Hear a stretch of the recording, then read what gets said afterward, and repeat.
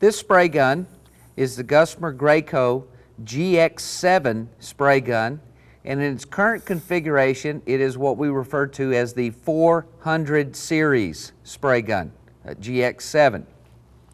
The gun in this configuration would be attached to the coupling block for our hoses, and we're through spraying at the end of the day, so we want to take the gun off and we want to service the gun if it needs servicing. So in order to do that, make sure our manual valves are closed, and then we remove the coupling block from the gun. At this point in time, you want to take the opportunity to inspect your coupling block gaskets. Make sure they are clean and no scratches or no buildup of material, because they have to seat properly, otherwise you will get leakage. Now, before we disassemble this gun, we want to flush the gun out, because if you try to disassemble it now with material in it, and when you take the parts apart, it will get a crossover. So in order to do that, we need to flush the gun out. To flush the gun, we will utilize a flush kit. This is just one example of a type. It has a block with 2 manual valves and contains our solvent. We attach the block to the bottom of the gun.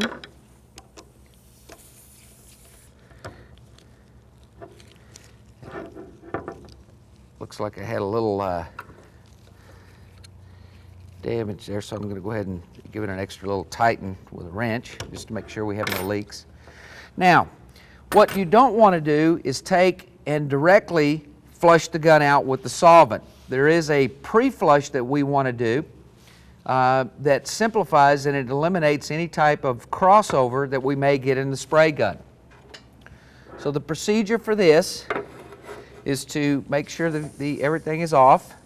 We are going to remove the screen screw seals, which contain our filter screens as well as our check valve assembly in the spray gun. It doesn't matter which side you do first. In this particular case, we're going to do the resin side first. Loosen this.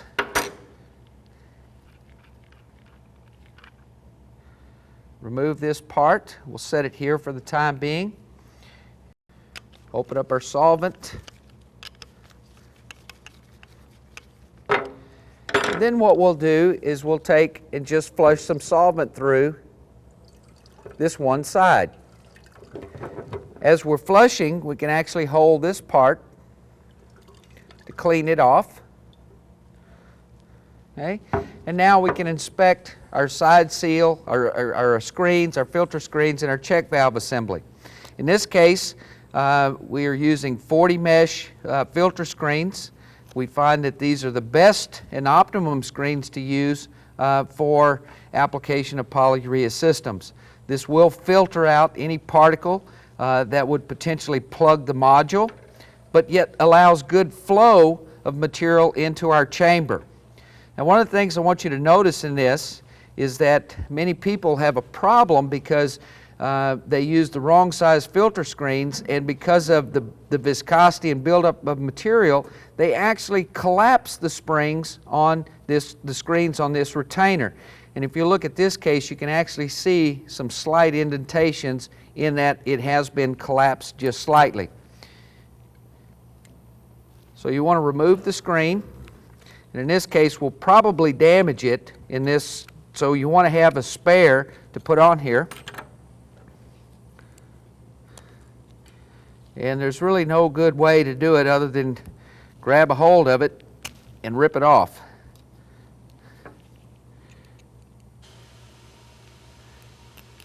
And we will damage the screen taking it off.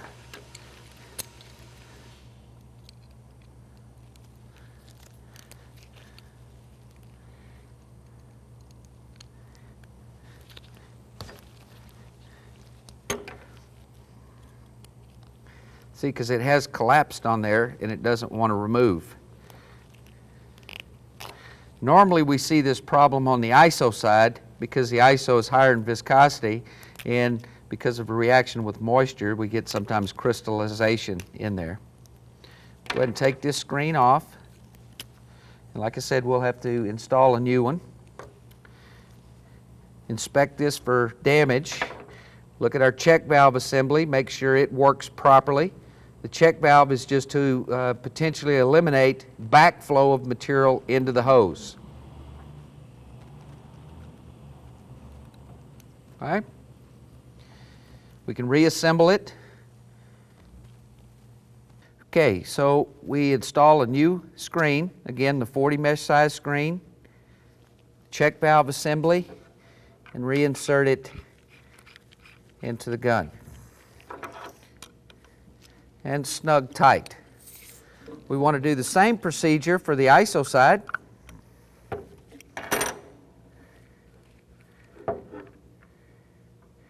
And you can see we've got a little buildup of crystallization on the ISO side. We'll set this little screen down for a moment. Make sure our valve is opened. And we'll flush a little solvent through the ISO side.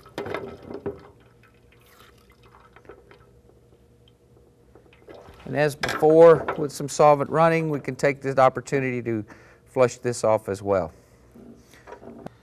Remove the check valve assembly.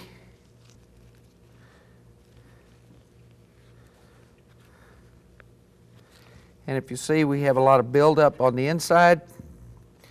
If we'd have just normally tried to flush through the gun, it probably would not have pushed this material through, and we would have gotten a crossover inside the gun, which would have necessitated us to take it apart further.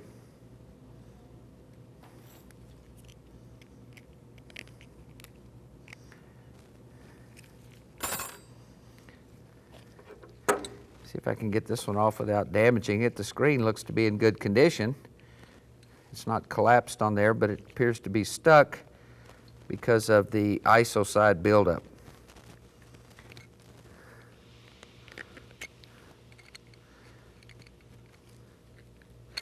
Well, we're going to have to take this one off as well like we did the other. This buildup that we see in here, we would have noticed it when we were spraying because we would have seen an increase in pressure on that side with the spray equipment, indicating an obstruction or restriction in the spray gun. And that's what would have caused the increase in pressure. We can clean this part off.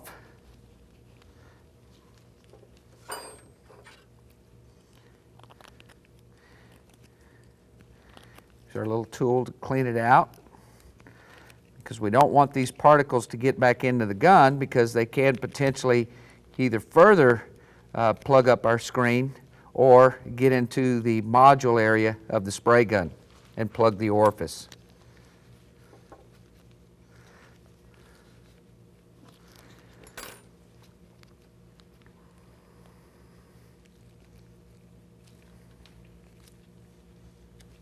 Okay. Take this opportunity to check our check valve assembly. Again, there appears to be some gelling of the ISO on it. Want to make sure it's cleaned off and functioning properly. If it's damaged, then we will replace it. Now, you would normally reinstall another filter screen, but in this case, I'm just going to put this together like this so that we can get this gun back together. But you would put a 40 mesh screen on here before you reinstall it. Install this side into here, the ISO side, and tighten it up. Just snug. Now, make sure both valves are open. Adjust the solvent, put the gun in the spray position, and then trigger it. And we get solvent flowing out. All right? Close off one side.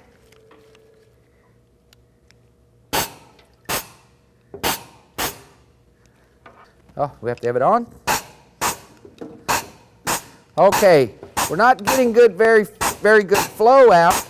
Now we are, which means we may have an obstruction on the ISO side because that's the side that's open. Let's go ahead and close the ISO side. Let's open the side that's the resin side. And we get a nice pattern. Let's open both. Okay, close off our valves, close the solvent off, the short trigger to release pressure, and then we can remove the coupling block. Apparently we've got a plug on the ISO side because there was still a little pressure buildup in there.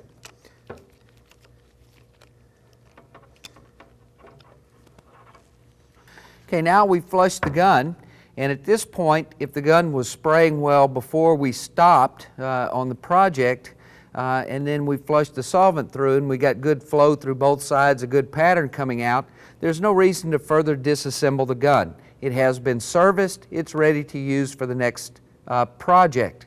In many cases, what we'll do is we'll take the front of the gun, we'll wrap it with a towel or a rag, a clean one preferably, and then we can take and peel our glove off over the front. And so from a distance the gun is protected as well as we know that it's clean and ready for use. But in this case the gun was not spraying properly, so we do need to disassemble the gun and find out where the problem is. The first part in taking the gun apart is to remove the air cap. This one has a little overspray buildup on it, so it's going to be a little tight. You shouldn't have to use a wrench to put it on or take it off, but with a little overspray buildup, sometimes it is a little difficult. Okay? Once we have removed the air cap, we then want to remove the retainer, which retains the pattern control disc and the module. As mentioned earlier, this is a GX7400 series spray gun, and you notice the parts that are involved here. An air cap, the retainer with the pattern control disc and the module on the inside. In order to remove this part, we want to have air hooked up to the gun and have it in the safety position. What's required is a 5/8 inch wrench. I highly recommend a 6-point wrench where you take and actually grind it down so that it's nice and flat and level. Because if you'll notice, the point at which you have to hold on to, there's not much thickness there. If the wrench slips, it'll actually damage these threads and you will not be able to reinstall the air cap properly. So a good 5/8 inch wrench, ground off so that it doesn't rotate off itself, is what we recommend.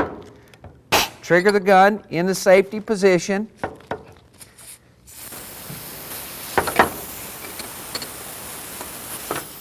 And unscrew the part.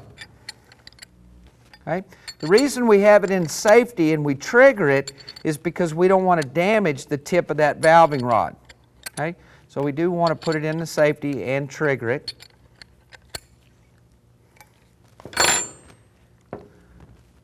Okay? The retainer. Now, put the gun in the spray position and you should be able to trigger it. And we can use a small screwdriver just to pry the tip out, the pattern control disc, and exposes our module. Under normal conditions, the module should just pop right out. But in this case, because we have had some plug issues, it appears to be frozen in place. And so we need to coax the module out slightly. And one way to do that is to take this particular tool here, which we'll explain a little more in detail later. It's about the size of a valving rod, or get another valving rod. Trigger the gun, gently insert this in here, and then work the module around like that.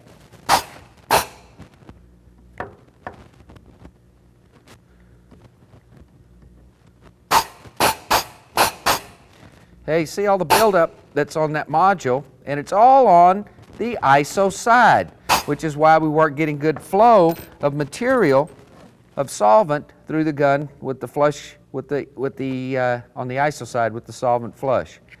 What you don't want to do is grab onto this module with a pair of pliers, because if you do that, you will damage the module itself, and it may not seat properly when we go to reinstall it.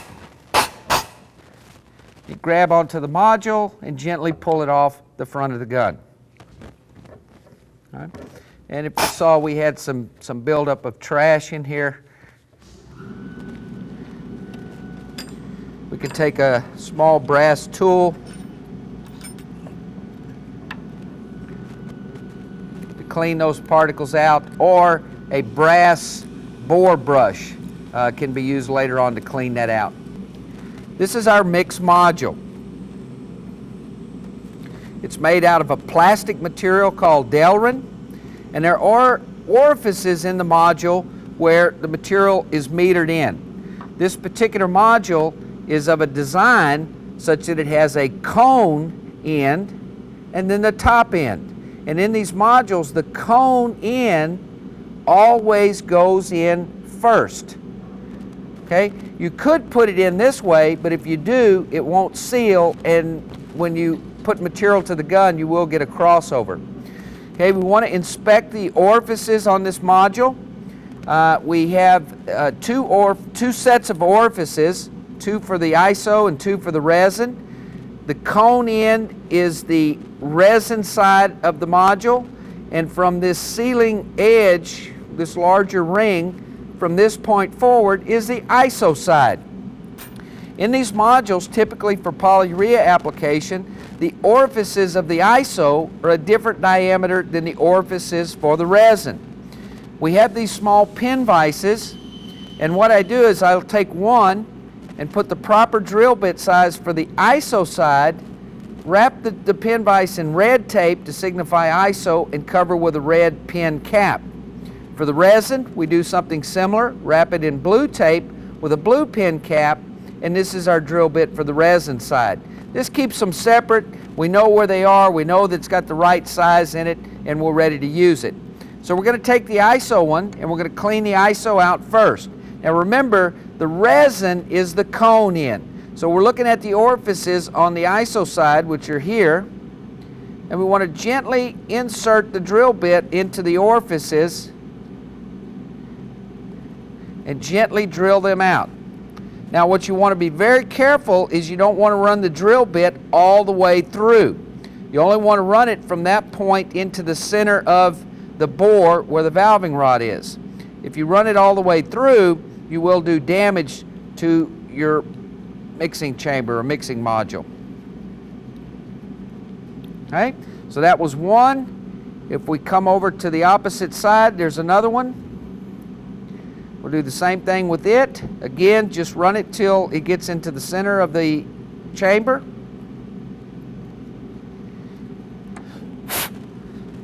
Okay. And then we're going to do the same for the resin side.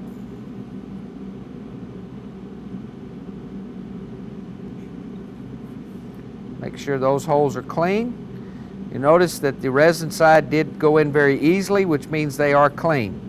So that's our module. We'll take a look at our pattern control disc, and we want to clean it. Again, we want to use a brass tool. Do not use a razor blade or a screwdriver, because it will scratch or damage this tip and then cause material to adhere to it, which will affect our pattern and our mix and our performance of our material. So we can clean it off with just a little brass tool. And then our retainer part. All right. So for this gun, the 400 series, the internal components are the pattern control disc, which fits inside of the retainer, the module, which fits in the back, and then our air cap.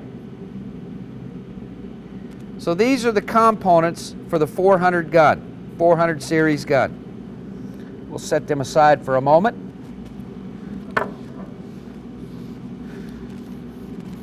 Now we want to take the rest of the gun apart to possibly do any type of service to it. What you want to do first is we want to take this valving rod out, okay?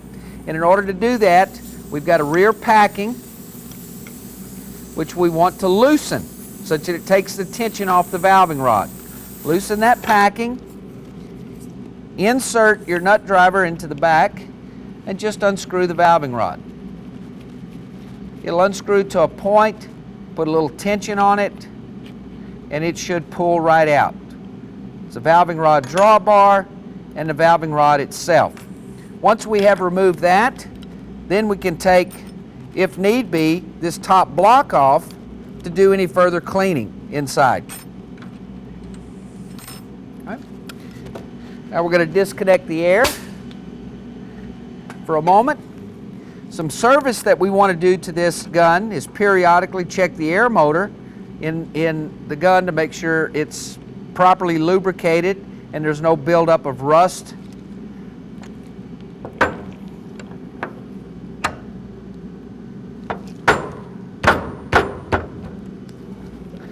It's a little tight here.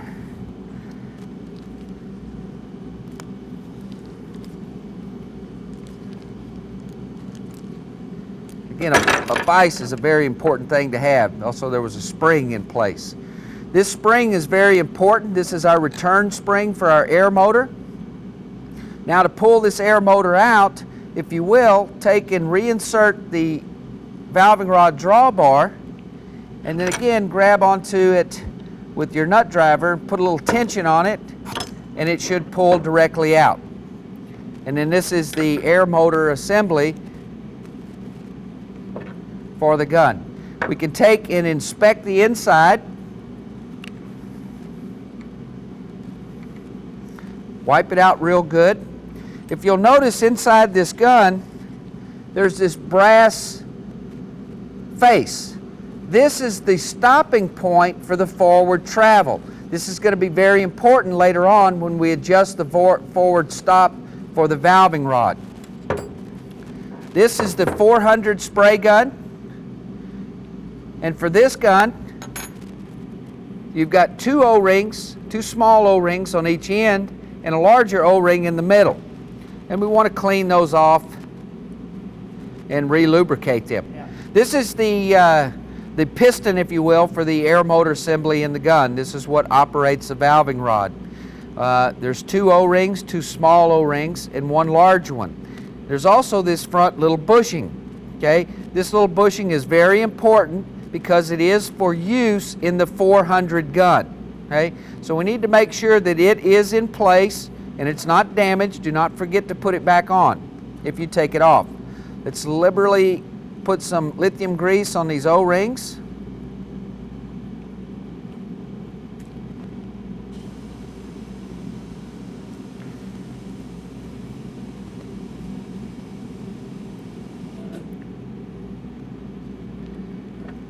And then reinsert this assembly.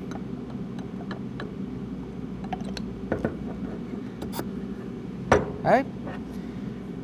Don't forget to return the spring. That is the return spring for when you de-trigger. In case air stops, it will help push that back forward. And then the rear retainer.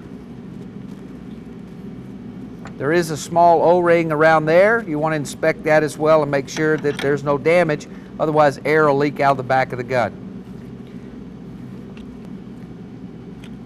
Okay. The next thing that we want to do is check our trigger mechanism.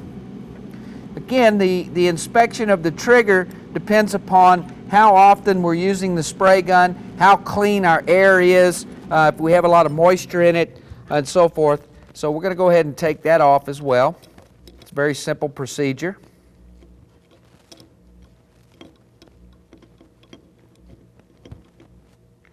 Just a small lock nut, the screw, and take the trigger off. Now, the next thing that we want to do is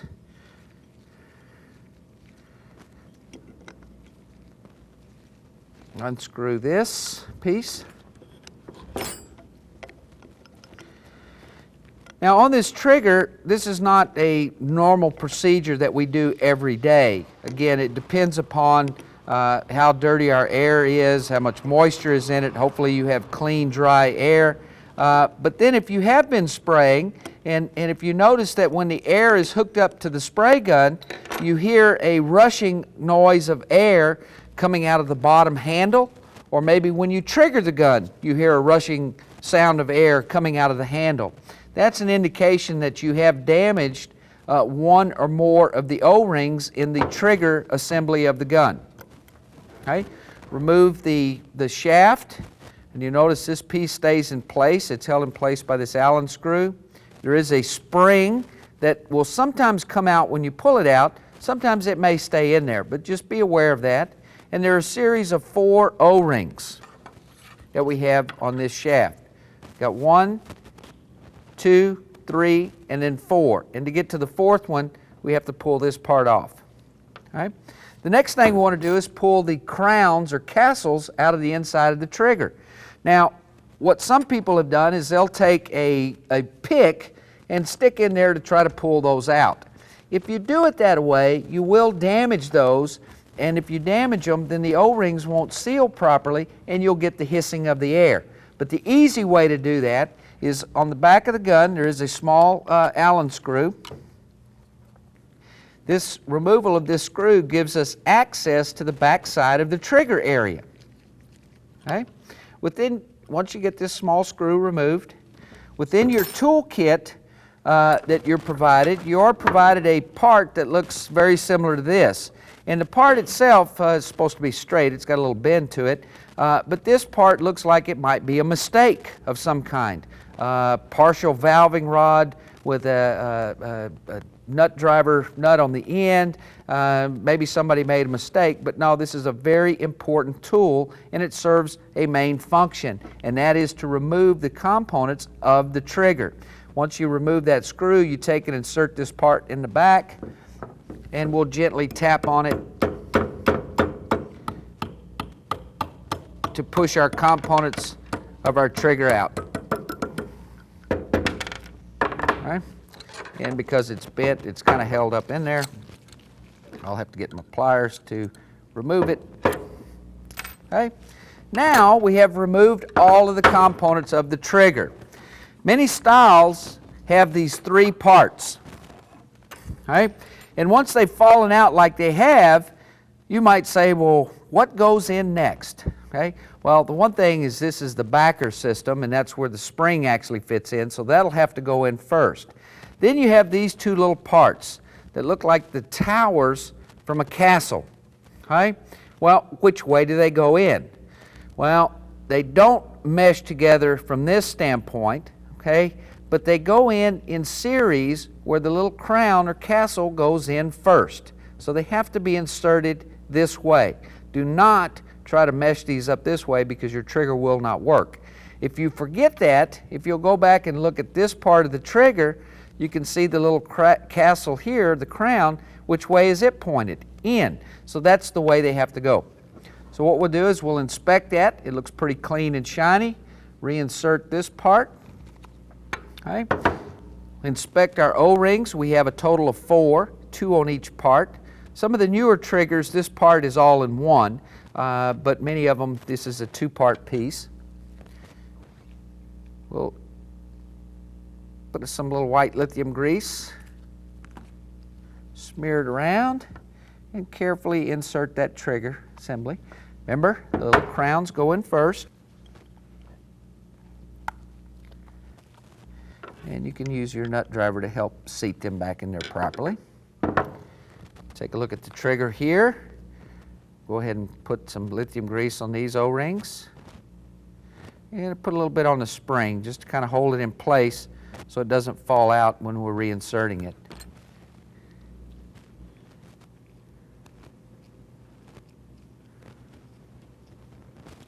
Okay, and reinsert the trigger assembly.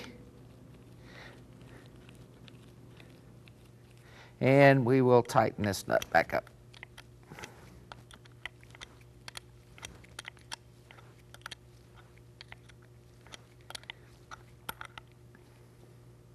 Just needs to be snug.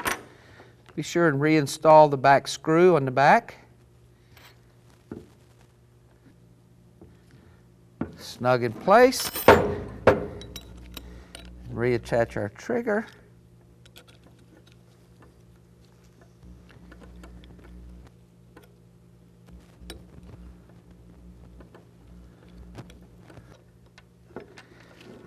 Okay.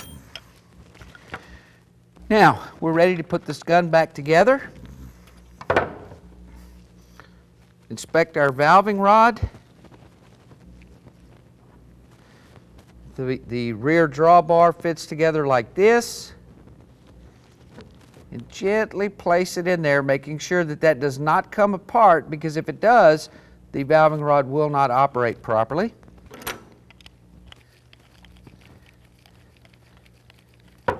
And screw it back in till it's snug. All right? Right now I'm going to loosen this packing up here at the top, because we're going to use this to adjust the valving rod forward travel here in a moment. Okay? Let's go ahead and reattach our air to the spray gun. We have the gun. We want to insert the module back into the gun. Okay.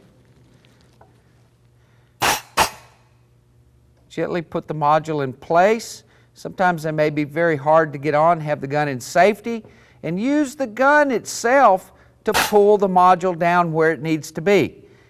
Then we can place the tip on, and then the retainer part. And again, when you're doing this, you need to have the gun triggered. Okay? Use our modified wrench to tighten it up. Make sure everything still works properly.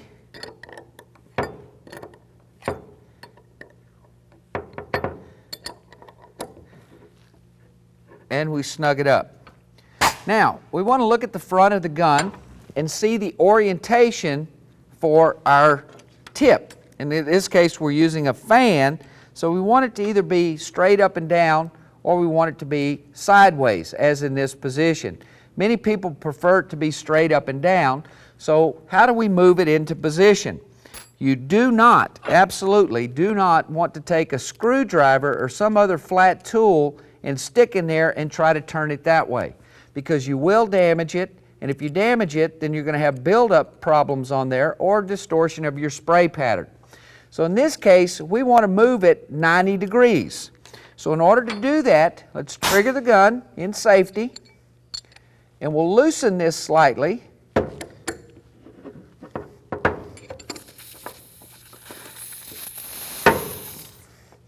Just loosen it a little bit. And then we use this other tool that's supplied.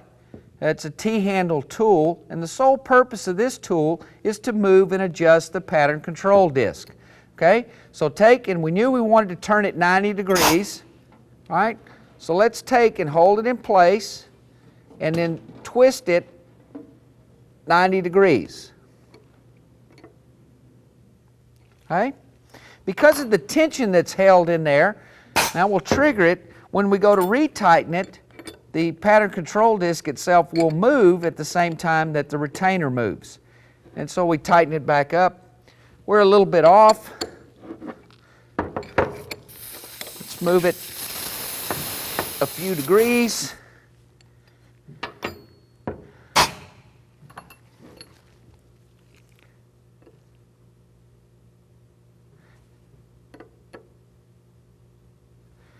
Go, trigger it, and it should be right in line for us. Hey there? Hey. Now, we want to readjust or adjust the valving rod, the forward stop on the valving rod. One of the major causes of damage and problem with these spray guns is improper adjustment of the valving rod. Earlier, I showed you the back inside of this air motor. There was this little brass surface. That's where the air motor itself actually stops. That's what we want to adjust. We want that to be the stopping point, not the tip. It stops here just as the tip of the valving rod makes contact with the back inside of the pattern control disc. And the way that you adjust this, it's very simple. You have to have air onto the spray gun. Okay? With air on the spray gun, loosen this top nut, which is there's a little nylon pellet which holds tension on the threads of this brass ring. Use a good 5/8 inch opened-end wrench for this adjustment. And what we want to do is we want to turn this brass nut counterclockwise and as you're turning it with the air, you'll feel it release. It'll be fairly easy to turn. Okay? Do not do any triggering at this point, but it turns very easy. So now we're going to turn it back in. We're tightening back because, see, the air has pushed everything forward and it's just resting here in our tip. We want to tighten this back to a point that we just meet some resistance. It's starting to tighten up. When we get to that resistance point, have the gun in safety, you want to trigger it, and then you want to turn it in a 1/6 of a turn, or one side. Turn it in. Do not back it back out. Turn it in. Once you do that, release the trigger, tighten this packing, and now you have properly adjusted the forward travel on your valving rod. And that's the proper way to do it. And this will prolong the life of both your valving rod and your mixing module. Once you have it all adjusted properly, then you can go ahead and tighten up this rear packing. This rear packing just needs to be snug so that no liquid leaks out. And we're just going to snug it in place a little bit. We can confirm later when we hook it up to the hose if there is a little bit of weepage. Just tighten it just a little bit. And then we can replace the air cap.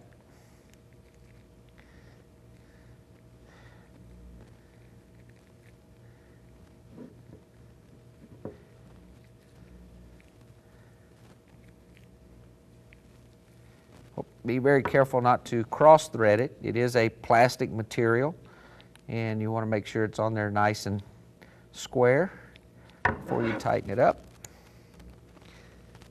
We'll hold it in place this way. There we go.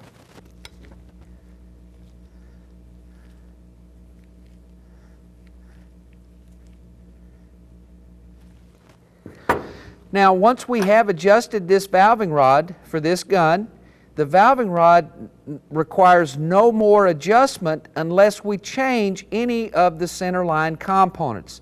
In other words, if we put a new valving rod, if we put a new module, or we put a new tip, then we have to readjust this valving rod. But if we're using the same tip and just cleaning the gun out, there's no further adjustment on that. On this gun, if you are spraying, this is the spray position. This is the safety. It limits the rear travel of the valving rod. When you have it in the spray position, you're spraying. If for some reason the gun sticks while you're spraying and it sticks in the open position, which could be caused from deteriorated O-rings in your trigger mechanism or some other malfunction, when you release the trigger, it doesn't move and this stays spraying. If you'll take and just slam the back of the gun like this, it will drive that valving rod back forward and seal everything off such that you can now close the valves on the bottom to then service the gun. And again, the GX7 Mechanical Purge 400 series spray gun.